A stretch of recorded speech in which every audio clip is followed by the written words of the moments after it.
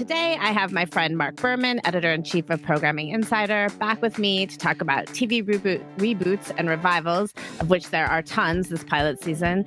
Marc went through and did a list of the best and the worst over the years, and that is posted on Daily Brief at brief.promaxbda.org if you want to go check it out.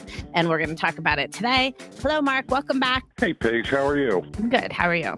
I'm doing very well, thanks. I really this little project was quite a blast.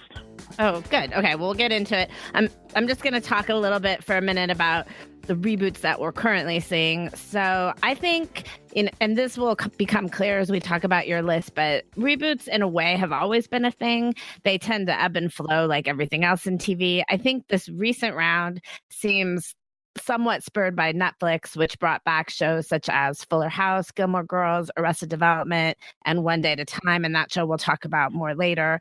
And then I think after that, networks sort of perked up their ears. We saw a lot of interest in the politically themed video that the cast of Will and Grace did prior to the 2016 election, and then they decided to bring it back, and that show met with surprising success. Roseanne is about to debut on ABC with the original cast, including John Goodman.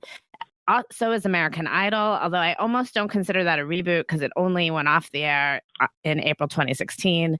Showtime revived Twin Peaks this year after 25 years off the air. Fox did something similar with X-Files 2 seasons ago.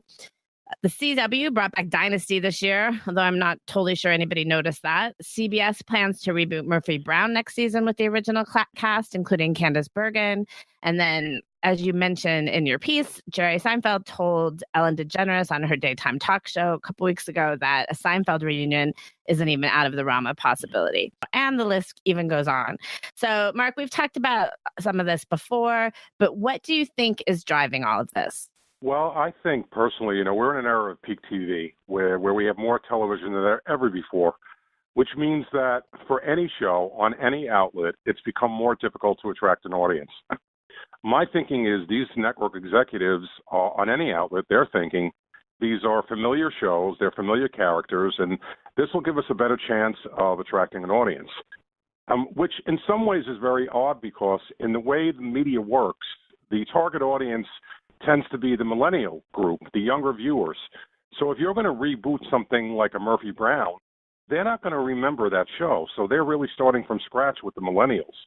But I really think it's all about figuring out a way to get the most sampling for these shows, which has become really incredibly challenging when you have over 500 scripted series on the air.